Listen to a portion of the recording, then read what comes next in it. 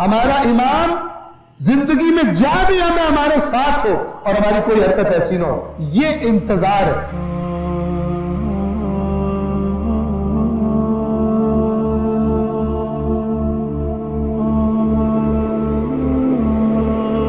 اسی طرح اس آخری تحریک کے لیے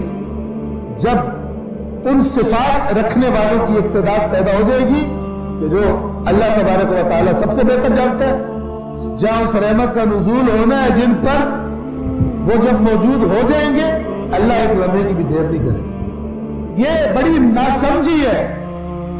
کہ ہم امام کے ظہور کے لیے وہ نشانی بن گئی، وہ ادھر بچہ مر گیا مدینے میں قتل ہو گیا، نشانی آ گئی ظہور ہونے والا ہے، ادھر آندھی چل گئی ظہور ہونے والا ہے، ادھر زلزلہ آ گیا، ادھر فلانا بادشاہ مر گیا۔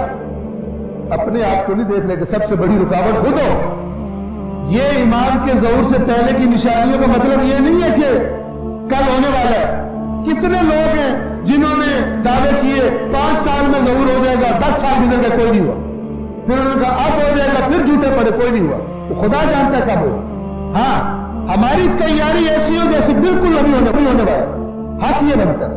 اور اس تیاری کے لیے اپنے اندر صفات وہ پیدا کریں، اور ان میں سب سے پہلی صفت کہ آپ کے ہمارے دلوں میں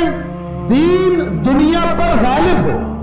دنیا کے تمام امور دین کے سائے میں ہو، ہمارا دین صرف مسجد تک محدود نہ ہو، ہمارے ائمہ امام بارگاہوں میں قید نہ ہو، بلکہ ہمارے ساتھ ہو ہماری عملی زندگیوں میں۔ ہمارے ذہن میں یہ نہ ہو کہ امام سے رابطہ تو امام بارگاہ میں ہوتا ہے، بلکہ ہمارا امام زندگی میں جا بھی ہمیں ہمارے ساتھ ہو اور ہماری کوئی حرکت ایسی نہ ہو، یہ انتظار ہے۔